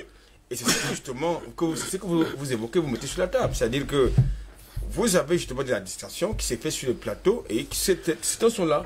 Et nous avons également oublié notre élément. On oublie les sujets fondamentaux. Hein. Vous avez également, nous avons, je m'en voudrais de qu'on soit de ce plateau sans évoquer également cet aspect de la manipulation, de la peur, de la psychose, c'est-à-dire les sectes pernicieuses. Oui. C'est-à-dire, ça, il ne faut pas oublier cet aspect-là. C'est-à-dire que pour grandir et pour vous mettre en sécurité, il faut devenir franc-maçon, il faut devenir ceci ou cela, il faut entrer dans un cercle ésotérique. Ça c'est également, ça fait partie justement des éléments de la consommation, de la pensée résiduelle, qui ne sont importés. Pour revenir aux questions fondamentales, écoutez, même ce que j'appelle les animateurs politiques, oui. Écoutez, ils sont dans le même moule, c'est le produit du même champ, c'est-à-dire la pensée résiduelle. La preuve, comme j'ai également l'habitude de le dire, lorsqu'il vous parle, n'est-ce pas, de changement, par exemple, c'est là qu'on pour le Cameroun, c'est là vrai également pour les autres pays du continent africain. Vous allez constater que ces mêmes gens sont dans un même couloir quelque part à Paris, à Abidjan, je veux dire à Washington, en Grande-Bretagne ou à Bruxelles. Ils ne vous pas de changement, mais de changement de quoi? De casting d'hommes ou de système. Ils ne vous parleront jamais de changement de système parce que c'est ça le fond du problème. C'est-à-dire qu'ils vont... En fait, nous sommes dans un système, on vous parle d'un changement de système. Non, c'est-à-dire qu'ils sont dans un système, mais ils vous parlent de changement d'hommes. C'est-à-dire ce sont les hommes du système que le système a contribué à former et à fabriquer, mais vous dites qu'ils vont changer le système dans lequel ils se trouvent. Mais c'est absolument faux. Celui-là également, c'est de la manipulation. Maintenant, pour ce qui concerne le nombre de vues, cela participe de l'inculture d'une manière générale. Et quelquefois, j'ai envie de dire de l'illettrisme en fait. C'est-à-dire que faites publier une vidéo qui parle de la réflexion pure, comme celle que nous sommes en train de mener sur ce plateau. Et à côté, vous publiez, n'est-ce pas, une vidéo assez... d'une femme nue, disons-le comme ça. Vous aurez plus de nombre de vues sur la vidéo. 1 million. C'est une vidéo grivoise oui. que sur une vidéo qui parle de la pensée pure. Grivoise. C'est ça qui Il a utilisé le mot grivoise. Ça fait longtemps que je n'ai pas entendu ce genre de mots. Ouais, vous aurez plus de vues sur la vidéo que sur la vidéo qui justement fait élo de la pensée puis de la réflexion. Bien sûr. C'est ça qu'il s'agit. Donc, vous comprenez donc quel est le niveau de compréhension d'inculture des uns et des autres, de la distorsion même. Donc, je pense, écoutez, j'ai vu que certaines choses, puisque vous parlez des vidéos sur le nombre de vues sur les réseaux sociaux. Alors, il y en a qui ont engagé une sorte de guerre médiatique par plateforme interposée entre le nombre de vues d'une certaine chaîne de télévision et le nombre de vues des autres chaînes de télévision. Je dis, c'est pas possible. On vous comprend parfaitement, Albert. Donc moi, je pense que il est essentiel quand même qu'on revienne aux fondamentaux. C'est-à-dire qu'on cesse de croire que les instruments, soit de communication, que les instruments de civilisation des autres sont les meilleurs. Et c'est ça le problème, parce que nous avons beaucoup de compatriotes, malheureusement, qui sont allés dans cette école, mais qui ont malheureusement perdu leur sens critique. Parce que moi, je pense que si j'ai 2 livres qui posent la même problématique, ou 3 livres qui posent la même problématique, il va quand même que je me fasse ma propre opinion. C'est fondamental. Et c'est le b.a.-ba de la pensée et de la réflexion. Donc, il est, à mon sens, essentiel qu'on revienne aux fondamentaux, c'est-à-dire qu'on se réapproprie d'abord notre système éducatif, parce que les éléments du système éducatif qui sont actuellement... Vous allez me dire également en fermant les frontières? Aliénés, c'est absolument aliéné, c'est pas ça, ça ne véhicule pas notre environnement, notre culture, notre histoire. Non du tout. Maintenant, fermer les frontières, oui, je crois que c'est même essentiel, c'est fondamental. Parce qu'à partir du moment où vous avez, c'est une parenthèse, à partir du moment où vous avez des gens qui pensent que votre continent est leur avenir, et que votre avenir, c'est ailleurs que chez vous, il faut fermer les frontières. Et pour fermer ces frontières, il faut un changement de contrat social. C'est aussi simple que ça. Maintenant, c'était juste une parenthèse que j'ouvrais et que j'ai refermée. Pour revenir à votre question, je crois aujourd'hui que les éléments, nous avons mis sur la table les éléments de distraction, les éléments de peur, les éléments de psychose et de manipulation. Et chacun sait que ces éléments de manipulation sont le produit des autres qui viennent de l'autre côté et relayés par les endocolons. Ça, c'est important. La preuve, j'ai eu à le dire plusieurs fois sur ce plateau, quand nous prenons le contexte sanitaire actuel, vous allez constater que le lexique médical est importé. Le protocole sanitaire est importé. Oui. Les consommables médicaux sont importés. Mais finalement, qu'est-ce qui est endogène? Quel est l'élément qu'on peut présenter comme étant un élément africain dans cette affaire? Rien. Il y en a qui ont parlé de trouver des solutions endogènes à un problème qui vient de l'extérieur. Vous n'avez aucun élément, aucune solution endogène. Or, vous avez des agrégés, des professeurs en médecine, et tout ce que vous voulez. Vous avez des ingénieurs qui sont dans des grandes écoles, qui ont, pour certains, la faculté de pouvoir nous produire des solutions, mais qui sont mis de côté parce qu'ils ne sont pas dans le système. Donc, je crois qu'à mon sens, pour qu'on puisse changer de paradigme, il me semble qu'il faut d'abord changer le contrat social et mettre en avant le mérite et non justement la subjectivité. Le mérite et non la subjectivité. Vous avez justement l'occasion de le faire, d'en parler. Parlons justement de cette autre manipulation, celle d'encourager la médiocrité. Cette idée rejoint justement la précédente que soulignait d'ailleurs Albert Anatolia ici, qui est de maintenir le peuple dans l'ignorance par une éducation pauvre. Il s'agit alors en plus d'encourager le peuple à se complaire dans la médiocrité. Par l'usage des médias notamment, on fait croire qu'être bête, qu'être vulgaire, qu'être inculte, c'est cool. C'est ça l'objectif, M. Goss. C'est-à-dire que si vous avez un peuple qui n'est pas capable de s'élever, oui, qui n'est pas capable d'arriver au niveau le plus élevé de la science, vous le maîtrisez. Il y a rien de plus manipulable, de plus malléable, de plus simple à triturer dans tous les sens qu'un esprit niais. Moins vous êtes cultivé, plus vous êtes malléable. Et vous remarquerez que la première chose la première recommandation du FMI et de la Banque mondiale à la fin des années 80, au milieu des années 80, dans le cadre du programme d'ajustement structurel, oui, c'était de dégrader, de financer moins le système éducatif dans les pays africains et de dégrader totalement la transmission, la production, la conservation et l'assimilation des savoirs. Pourquoi? Mais parce qu'il y avait un projet, celui dans lequel les gens se sont complus, santé pour tous en l'an 2000, mais également un certain nombre, le 21e siècle qui arrivait, qui serait un nouveau siècle des Lumières. L'Occident n'avait qu'un seul objectif, c'est de contrôler l'Afrique. Donc, si vous dégradez la qualité de l'éducation, vous dégradez tout de suite, vous rendez tous ces gens-là facilement malléables. Souvenez-vous du discours de Léopold. Souvenez-vous du Code Noir. Oui. Toutes ces choses-là disent la même chose. Hein. Les gens répètent la même chose contre vous depuis des siècles, mais les gens font ici chez nous comme s'ils ne comprennent pas, comme s'ils ne savent pas de quoi on parle. Parfois, on ne lit pas aussi. Ben, écoutez, ils ne lisent pas, ils regardent au moins la télé. Mais vous dites ça depuis combien d'années? Depuis 10 ans. C'est plus 10 ans que ça, Alors, je le dis, depuis mais 10 personne ans, vous le n'écoute. répétez aux gens. Là, vous ne leur demandez pas de lire, vous leur demandez de regarder la télé, qu'ils aiment bien. C'est tout. Vous êtes dans un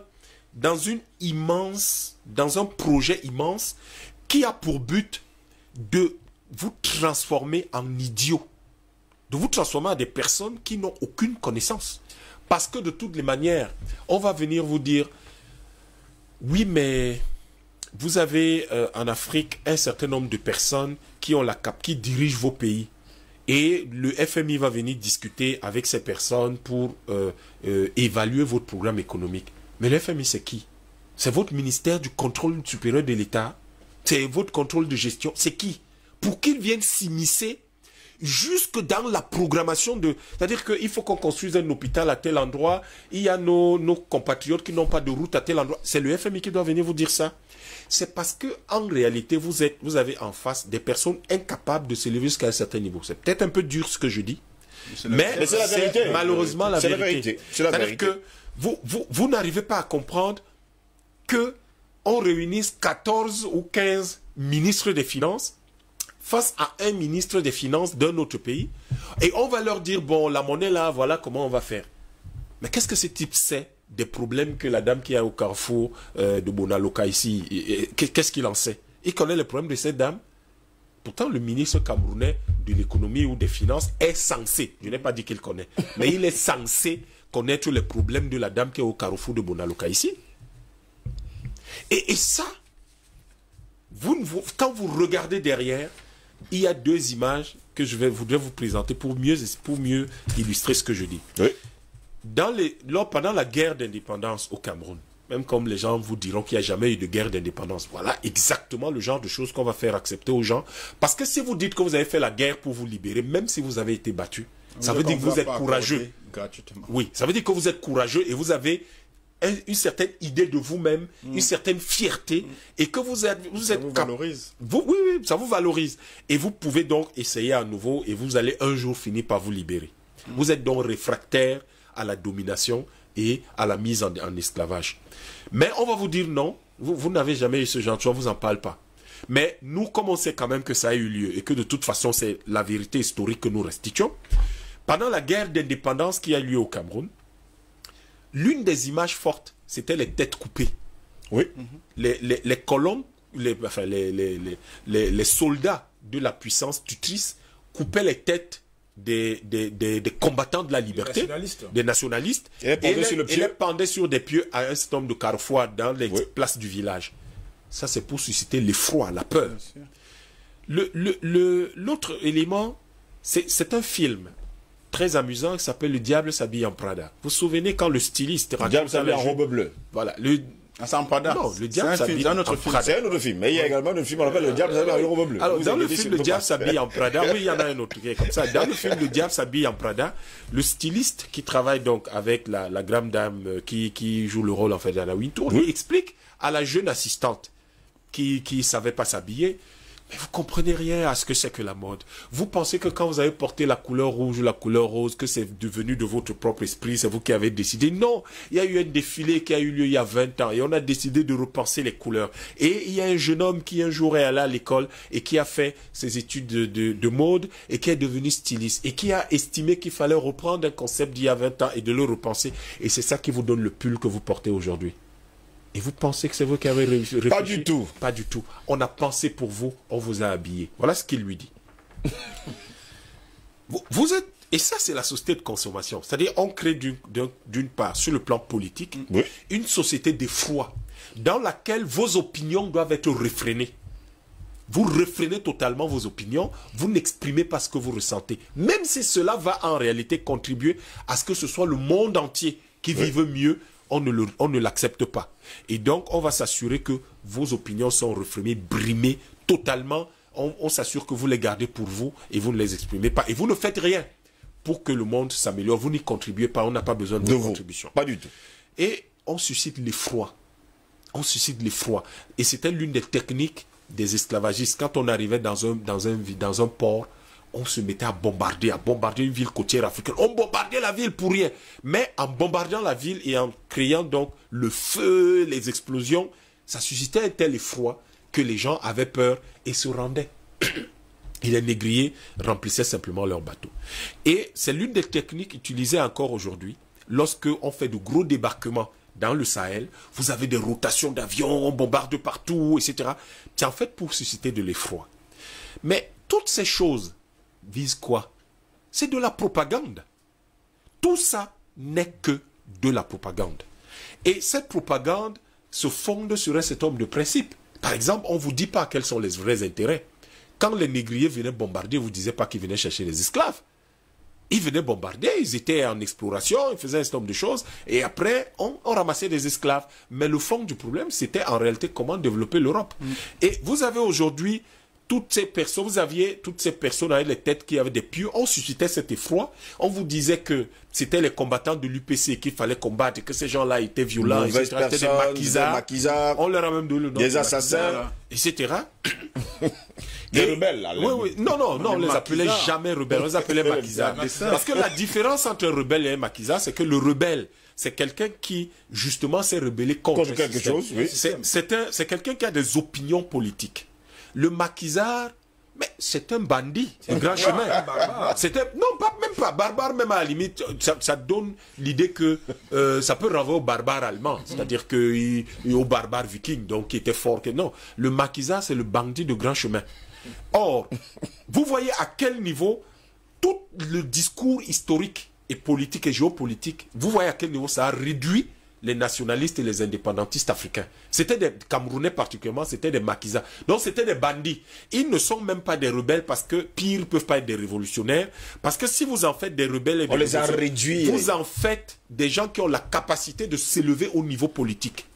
Et Achille Mbembe fait bien de dire que Oumyobé restaurait, redonnait par sa pensée politique, celle de ses camarades et par l'UPC, il restituait aux Africains le statut de peuple.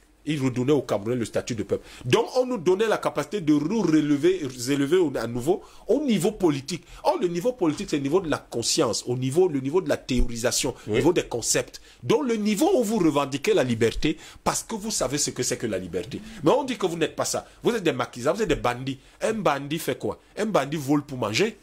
Un bandit vole pour essayer d'aller voir sa copine qui lui a dit « je n'ai pas de montre ». C'est ça qu'on a réduit l'UPC, et de grands guerriers comme les Makanda Maputo font être simplement traités de maquisards et de tueurs. Donc, faites attention à tout ce qui appelle les autres des tueurs. Donc, en réalité, vous êtes dans une situation où, en fait, les gens ont pensé le monde d'une certaine façon, et ils vont utiliser donc les trois éléments dont vous parlez, en réalité, comme c'est des outils. Oui. On vous cache les intérêts qu'on poursuit, on vous distrait du vrai combat. C'est pour ça que les Camerounais, pour la plupart à cette époque, il y avait des bourses faciles. Donc on va dire non, allez, il y a des bourses d'études, il y a ceci, et on recrutait facilement les gens dans la fonction publique, qui est pléthorique. On le fait encore aujourd'hui par des recrutements spéciaux quand la situation politique, sociopolitique devient explosive. On va recruter 25 000, on va recruter 15 000, 1500, etc. Alors que le fond du problème, c'est pas ça. Le fond du problème, c'est qu'il faut pérenniser un système. Et on va toujours diaboliser celui qui est en face. Pourquoi on diabolise l'UPC alors que l'UPC demandait une seule chose, de respecter les accords de tutelle de 46? Les puissances tutrices devaient partir du Cameroun en 56. Pourquoi elles sont restées? Et aujourd'hui, elles ont créé un faux problème qu'on appelle la crise du Nord-Ouest et du Sud-Ouest. Si elles étaient parties en 56, le Cameroun était devenu indépendant, on n'aurait jamais eu ces problèmes aujourd'hui. Donc, les gens manipulent l'histoire selon leurs intérêts, oui, et ils le font dans le but de maintenir un certain contrôle de l'humanité. Et ce contrôle de l'humanité passe par un certain nombre d'idées qui sont distillées à longueur de journée à travers un certain nombre de supports dont les plus importants sont, si vous voulez, les instruments de socialisation. L'école, les médias, la famille même, la religion. Karl Marx disait que la religion est l'opium du peuple. Oui. Mais pourquoi il parlait d'opium? Mais l'opium, c'est quoi? C'est une drogue. Et cette drogue-là, l'opium c'est une drogue qui fait de vous une personne malléable. La religion est l'opium du peuple. Donc vous consommez de la religion et vous devenez quelqu'un de malléable. On vous manipule comme on veut. Et ça permet d'en faire des personnes corvéables à merci. ce que les gens cherchent à travers la peur, à travers la distraction, on va s'assurer que vous ayez tellement de distractions à travers le pays que vous n'avez même plus le temps de réfléchir. Il y a quelque chose à faire. Sur les vrais sujets. Les vrais sujets sont ardus. Ils sont ardus. Et les vrais sujets demandent une sorte d'ascétisme. Sauf que si vous cassez donc la tendance à l'ascétisme, ce qui va se produire, c'est que vous avez des gens corvéables. Souvenez-vous d'un certain nombre de discours qui sont sur Internet, où on vous dit, par exemple, en ce qui concerne spécifiquement les Africains, donnez-leur de la danse, donnez-leur à manger, et assurez-vous qu'ils mangent beaucoup de sucre. C'est le plus grand addictif qu'on puisse avoir. C'est pour ça que de plus en plus, ce que nous mangeons a du sucre tout le temps. Si vous mangez beaucoup de sucre, vous êtes facilement manipulable. Ça, on ne le sait pas, mais c'est ça la vérité. Et donc, on va demander aux gens de consommer énormément de sucre sans tenir compte du fait que ça provoque des cancers. C'est ça la cause principale des cancers. Donc, vous allez avoir une alimentation qui contient essentiellement du sucre ou beaucoup de sucre. Et vous allez avoir beaucoup de discours qui vont renvoyer subtilement au sexe. Chaque fois que, parce que l'énergie la plus importante dans l'univers, c'est l'énergie sexuelle. En tout cas, pour l'humanité, c'est l'énergie sexuelle. Donc, les discours seront essentiellement liés au sexe. Les femmes sont belles, les femmes sont ceci, les femmes sont cela, les hommes sont comme ça. On va vous parler essentiellement de ça. Donc, des gens qui consomment énormément de sucre, qui ont des discours, qui entendent tout le temps des discours qui sont liés au sexe, ce sont des personnes corvéables à merci, ce sont des personnes manipulables. Et donc, vous coupez dans cette société la capacité de réflexion. Pour restaurer cela, pour que nous puissions libérer les masses aujourd'hui, vous voyez que ce ne sera pas seulement un problème de discours. Ça va être également comment nous alimentons nos peuples. Mais les gens ne le savent pas, mais il y a des peuples dans lesquels on ne consomme pas du lait de vache. Il y a des peuples dans lesquels le sucre, il y a des pays dans lesquels le sucre, la consommation de sucre est fortement réglementée.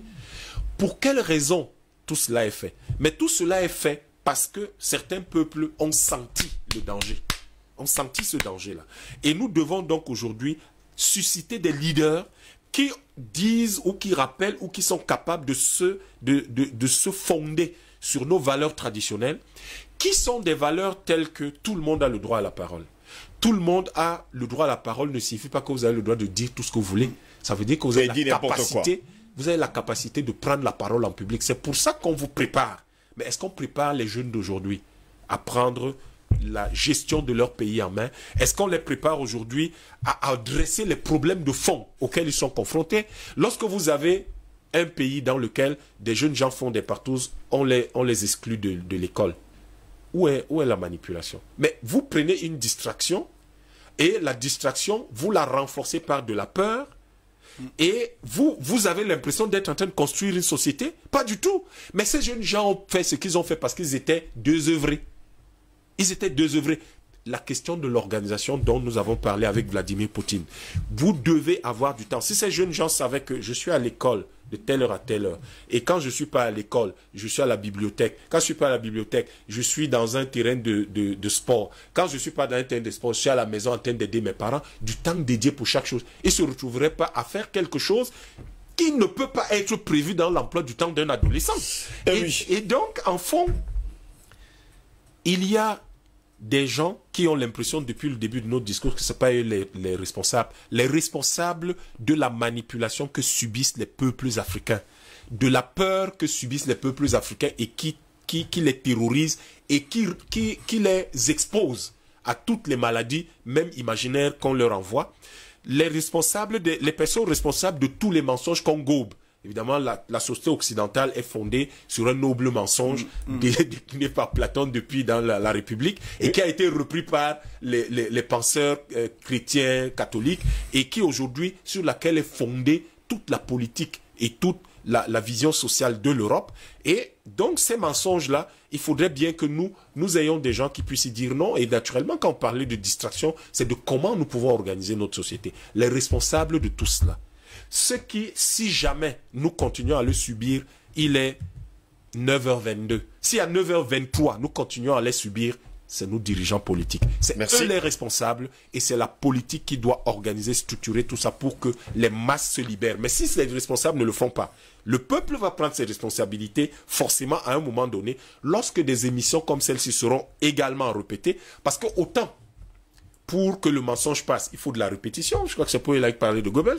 Oui. Autant l'enseignement est basé sur la répétition. Les enseignants le savent, la répétition est la mère de l'enseignement. Donc le travail que vous faites depuis 10 ans va forcément porter ses fruits. On espère tout simplement que ça portera ses fruits. Messieurs, permettez-moi de lire quelques messages et on va se séparer ce matin. Bonjour Monsieur Ngos, bonjour à vos invités, surtout à Yamb, que j'adore les arguments. C'est une dame d'ailleurs, hein, il faut le préciser. Ah, il a de la chance. Bon, vous avez de la chance. Hein.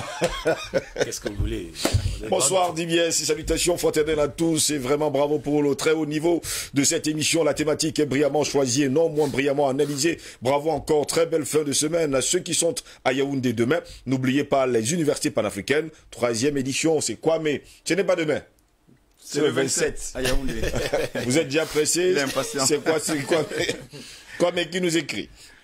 Bonjour Monsieur Singos et à tous les prestigieux invités internationaux de matinale. C'est trop de gentillesse qui nous tue. Les Africains, on nous vole et nous traite comme des esclaves chez nous.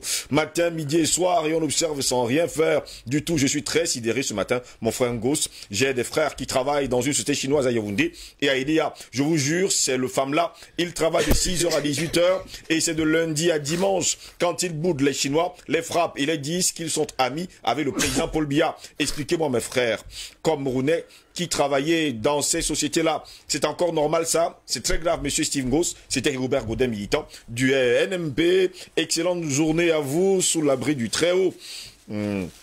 Merci également à vous, hein. Précision faite. Le nom de la société.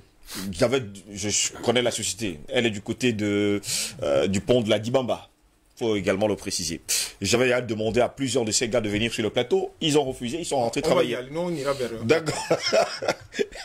Allez savoir. Bonjour Didier ce matin, c'est avec un grand plaisir pour moi de me faire enseigner au travers vos apports de lavage du cerveau, car surtout nous, Africains, nous sommes trop manipulés. D'abord, par ailleurs, Rodrigue depuis le Mali. Bonne émission à vous. Merci également à vous qui nous regardez depuis le Mali.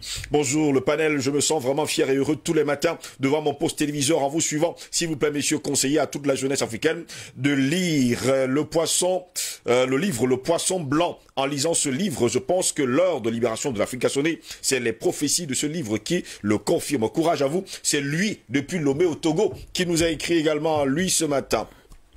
Bonjour le plateau, je suis colonel depuis le camp Sonnel Oyoma Ban. Vraiment, j'aime le thème du débat. Tout ce que vous soutenez est vrai, mais très triste. Vous avez généralement, si un individu ne reconnaît pas qu'il est dans l'obscurité, alors il ne cherchera jamais la lumière, et c'est le cas de l'Afrique. Merci à vous, colonel, hein, qui nous regardez depuis Oyoma Ban.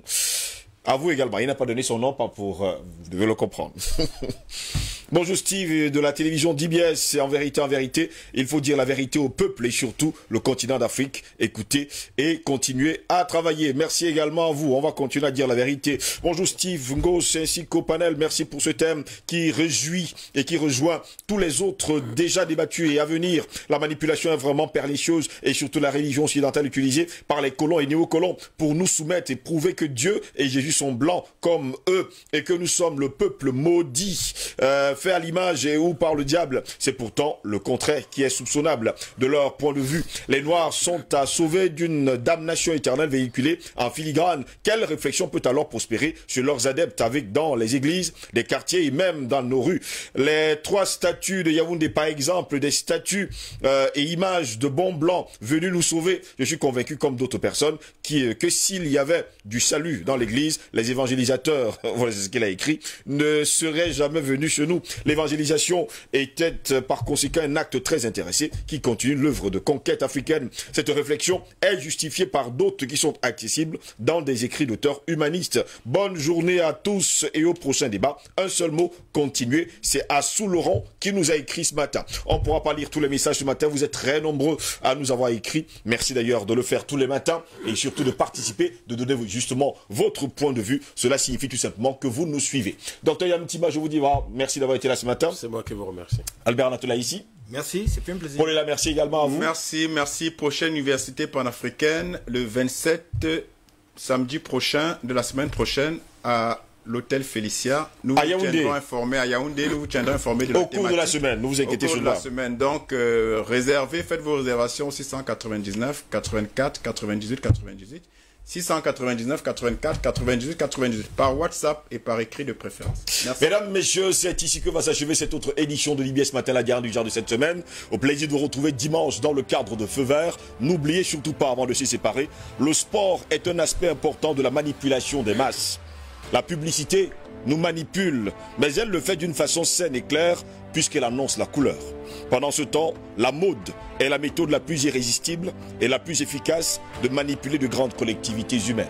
Au plaisir de vous retrouver dimanche. Mesdames, messieurs, passez un bon week-end. Au revoir.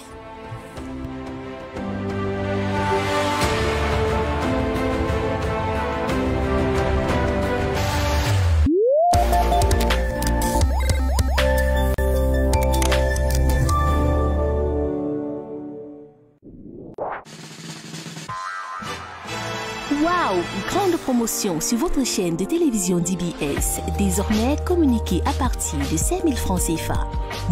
Qu'attendez-vous donc pour en profiter? Contactez-nous vite au téléphone ou par WhatsApp au numéro 00237 669 844 934. DBS, c'est la vitrine dont vous avez besoin.